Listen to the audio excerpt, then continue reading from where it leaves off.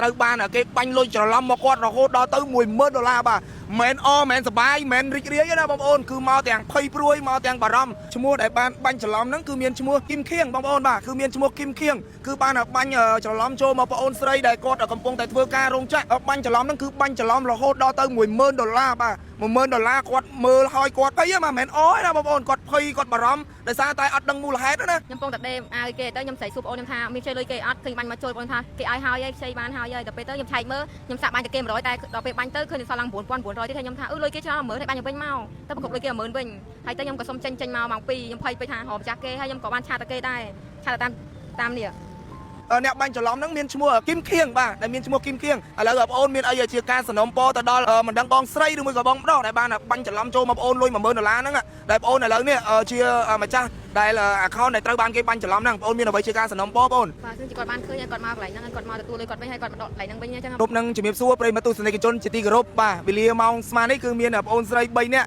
ដែលគាត់គឺជាកម្មការនីដែលពួកគាត់មកទាំងភ័យដោយសារតែគាត់ត្រូវបានគេបាញ់លុយច្រឡំមកគាត់រហូតដល់ទៅ$10000បាទមិនអមិនសបាយមិនរីករាយណាបងប្អូនគឺមកទាំងភ័យព្រួយមកទាំងបារម្ភដោយសារតែគ្នាបាទមានការភ័យនិងបារម្ភហ្នឹងដោយសារតែលុយ$10000បាញ់ចូលដោយអត់ដឹងមូលហេតុអីតទៅសោះឥឡូវយើងចង់ដឹងថាលុយ$10000ហ្នឹងបាញ់ចូលតាំងពីម៉ោងប៉ុន្មានហើយបាញ់យ៉ាងម៉េចហើយគាត់មានការភ័យបារម្ភយ៉ាងម៉េចយើងមកជួបគាត់ទាំងអស់គ្នាបងប្អូនស្រីដែលនៅឈរក្បែរស្នាប់ដៃខ្ញុំនេះគឺជាបងប្អូនស្រីដែលត្រូវបានអ្នកដែលបាញ់ច្រឡំហ្នឹងគឺ$10000បាទបងប្អូនមិញហ្នឹងប្រាប់បងថាគេបាញ់លុយហ្នឹង$10000ហ្នឹងតាំងពីម៉ោងប៉ុន្មានដែរអូនម៉ោង15នាទីបងអូអាចប្រាប់បានទេពេលដែលបាញ់ហ្នឹងបងប្អូនកំពុងធ្វើអីដែរអូនខ្ញុំពងតែដេមឲ្យគេទៅខ្ញុំស្រីសួរបងខ្ញុំថាមានខ្ចីលុយគេអត់ឃើញបាញ់មកចូលបងថាគេឲ្យហើយខ្ចីបានហើយដល់ពេលទៅខ្ញុំឆែកមើលខ្ញុំសាក់បាញ់តែគេ100តែដល់ពេលបាញ់ទៅឃើញសល់ឡើង9900ទៀតខ្ញុំថាលុយគេច្រើន10000តែបាញ់ទៅវិញមកទៅប្រកបលុយគេ10000វិញហើយទៅខ្ញុំក៏សុំចេញមកម៉ោង2ខ្ញុំភ័យពេកថារំចាស់គេហើយខ្ញុំក៏បានឆាតតែគេដែរឆាតតាមនេះអ្នកខ្ចីលុយហ្នឹងខ្ចីអ្នកណាអូនខ្ញុំខ្ចីខ្ញុំខ្ចីគេជួយខ្ញុំថាខ្ចីគេ100,000ចាយដល់ពេលខ្ចីគេទាំងពីយប់មិញដល់ពេលគេឲ្យទៅបងអូនខ្ញុំទាំងយប់ដល់ពេលទៅខ្ញុំភ័យថាគេបាញ់មកម្ដងទៀតចឹងណាបងដល់ពេលទៅនៅស្មានថា$10000សាក់បាញ់ទៅ$100នេះបាញ់ទៅសាក់មើលចឹងណាបងទៅដល់ពេលយើងឃើញទៅសល់ឡើង9900ទៀតអូចាំបានថានៅក្នុងកង់ ABA បងប្អូនហ្នឹងមានលុយប្រហែលជាប៉ុន្មានដែរមានតែ2រៀលហ្មង2រៀល44សេនកំសត់ជាងឯងទៀតមានតែ2រៀលដល់ពេលគេបាញ់ច្រឡំហ្នឹងបាញ់ចូលមកប៉ុន្មានម៉ោង15នាទីបងគេបាញ់ច្រឡំហ្នឹងច្រឡំ$10000មកបានខ្ចីលុយគេអត់សួរចឹងណាបងប៉ុណ្្នឹងឯងបានគាត់ថាម៉េចគាត់ថាខ្ចីហើយគេយកមកឲ្យហើយគេយកមកឲ្យមិនមែនបាញ់លុយទេចាមួយបងគាត់ថាផ្ញើកង់ដល់ពេលទៅគាត់យកលុយក្រៅឲ្យអូតែដល់ពេលអូនឯងមកឃើញចែកក្នុងកង់បងស្ដាប់កាយលុយមកក្នុងកង់ឲ្យឆ្ងល់បណ្ដោយស្មានតែ100000លុយខ្មែរស្មាន10រៀល10រៀលចាអូ10រៀលដូចរៀងលើច្រើនណាអូនអានេះ$10000ចាដោយសារបាញ់ឲ្យចាយសាក់ចាយ100ទៅដល់ពេលទៅលុយគេឡើង$10000អញ្ចឹងដល់បាញ់មកវិញភ្លាមបងហើយធ្វើការរោងចក្រនៅម្ដុំណាអូនម្ដុំហួរកបោតិចបងនៅបៃចានអូហើយលឺសូថាខំប្រឹងជីកង់3មកឲ្យបងផ្សាយហ្នឹងសូម្បីតែលុយកង់3ក៏អត់មានឲ្យគេដែរលឺសូនិយាយប្រាប់បងមិញណាចាបងខ្ចីលុយគេមកហើយអ្វីដែលជាការបារម្ភអ្វីដែលគេបាញ់លុយឲ្យភ័យហ្នឹងភ័យយ៉ាងម៉េចបងអូនអាចប្រាប់ពីអារម្មណ៍ភ័យបន្តិចបានទេគេបាញ់លុយចូលមកច្រឡំ$10000ហើយឥឡូវហ្នឹងចង់មានអីបាទភ័យយ៉ាងម៉េចប្រាប់ទៅដល់មហាជនមកភ័យមកប្រាប់ពីអារម្មណ៍ខ្លួនឯងតិចមើលញាត់ឯងញាត់ជើងធ្វើការដល់បងភ័យហើយញាត់ឯងញាត់ជើងអត់មានអារម្មណ៍ធ្វើការភ័យលុយគេហ៎ចាភ័យបារម្ភយ៉ាងម៉េចឃើញលុយច្រើនពេកចឹងញាត់ឯងញាត់ជើងឲ្យភ័យហ្មងភ័យហ្មងពេលដែលលុតចូលលុយ$10000ហ្នឹ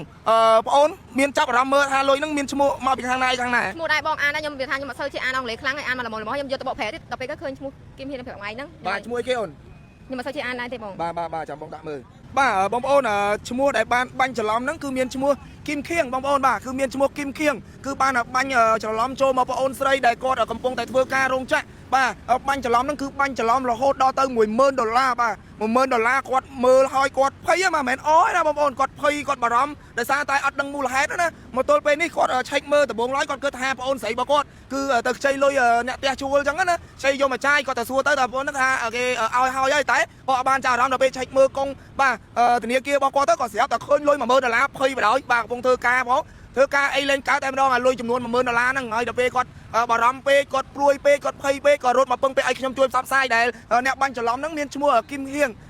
ងបាទគឹមខៀងបាទដែលមានឈ្មោះគឹមខៀងឥឡូវបងប្អូនមានអីជាការសំណូមពរទៅដល់មិនដឹងបងស្រីឬមួយក៏បងប្រុសដែលបានបាញ់ច្រឡំចូលមកបងប្អូនលុយ$10000ហ្នឹងដែលបងប្អូនឥឡូវនេះជាម្ចាស់ដែល account ដែលត្រូវបានគេបាញ់ច្រឡំហ្នឹងបងប្អូនមានអ្វីជាការសំណូមពរបងប្អូន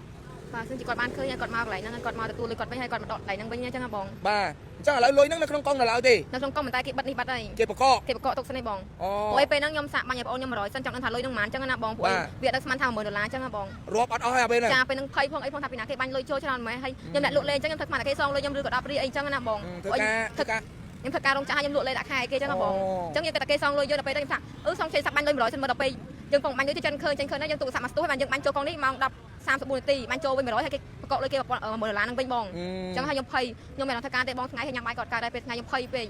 ហើយតែមានរឿងអីចឹងមិនតែគាត់បានឃើញវីដេអូហ្នឹងហើយគាត់មកទទួលលេខកន្លែងហ្នឹងវិញគាត់មកដកវិញមកហើយគាត់មកជួបបងកន្លែងហ្នឹងអញ្ចឹងណា ចង់និយាយថាឃើញគេបាញ់លុយច្រឡំមិនមែនអមិនមែនសបាយទេណាបងប្អូនគ្នាទៅជាភ័យទៅជាខ្លាចបាទដោយសារតែចង់និយាយថាភាសាមួយគេនិយាយថាបើមិនមែនជាលុយរបស់ខ្លួនយើងអត់មានចិត្តសបាយអត់មានអីទេពីព្រោះអ្នកបាញ់ច្រឡំគាត់ក៏កំពុងភ័យដែរមែនទេអូន ចាបង គាត់កំពុងភ័យថាបាញ់លុយហ្នឹងទៅចំមនុស្សល្អឬមួយក៏អ្នកដែលគាត់វាមានមនុស្សល្អវាមានមនុស្សមិនល្អវាតែងតែមានហើយបងអូនអញ្ចឹងអ្វីដែលបងអូនធ្វើពិតជាត្រឹមត្រូវបងអូនមកឲ្យខ្ញុំផ្សព្វផ្សាយនេះដើម្បីឲ្យទៅដល់ម្ចាស់លុយដែលមានឈ្មោះគឹមខៀងឲ្យគាត់បានឃើញថាវិការក៏ដូចជាបានឃើញបងអូនស្រីឬមួយក៏អាចតំណតំណងតាមបងអូនស្រីដើម្បីជួបគ្នាដើម្បីធ្វើការ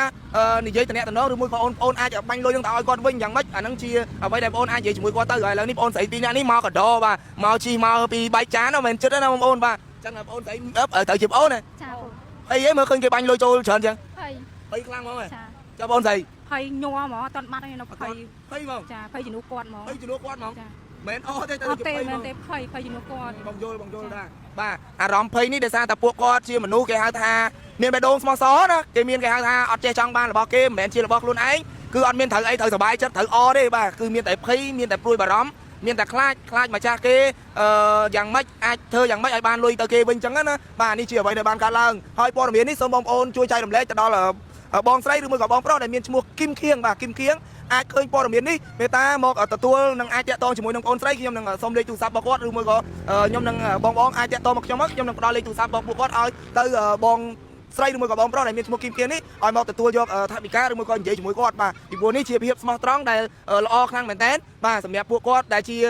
ចង់និយាយថាទោះគាត់យ៉ាងម៉េចអត់យ៉ាងម៉េចក៏ដោយមើលលុយក្នុងកង់ FA មិញបើខ្ញុំមើលឃើញមានតែ$2ជាងបាទអញ្ចឹងពួកគាត់ទោះអត់ទោះលំបាកទោះមិនក៏ដោយតែគាត់មានគេហៅថាអាចអត់ចេះចង់បានរបស់គេរបស់ឯងអញ្ចឹងណាបាទនេះគឺជាព័ត៌មានមួយដែលបងប្អូនសូមមេត្តាជួយចែករំលែកផងបាទនេះគឺជារឿងល្អបាទសូមមេត្តាជួយចែករំលែកបាទហើយយើងក៏សង្ឃឹមថាអ្នកដែលគេត្រូវបានបាញ់លុយច្រឡំនឹងមានដូចបងអូនស្រីក៏ដូចជាមានដូចបងប្អូនបាទច្រើនកាន់តែល្អបាទយើងកុំចង់បានរបស់គេយករបស់គេទៅគ្មានក្តីសុខគ្មានបាទភាពសប្បាយរីករាយទេមានតែភាពកើតទុកនិងភាពបាទมันល្អសម្រាប់ខ្លួនឯងបាទនៅពេលដែលយើងមិនព្រមឲ្យលុយទៅគេវិញឬមួយក៏គេបាញ់ច្រឡំបាទយើងមិនឲ្យទៅគេវិញយើងអាចប្រឈមជាមួយនឹងទោសតនទៀតបាទអរគុណខ្ញុំបាទសវណ្ណធានក៏ដូចជាក្រុមការងារវិទ្យុយើងសូមបញ្ចប់ព័ត៌មានទៅត្រឹមនេះសូមអរគុណសូមគោរពលាបាទ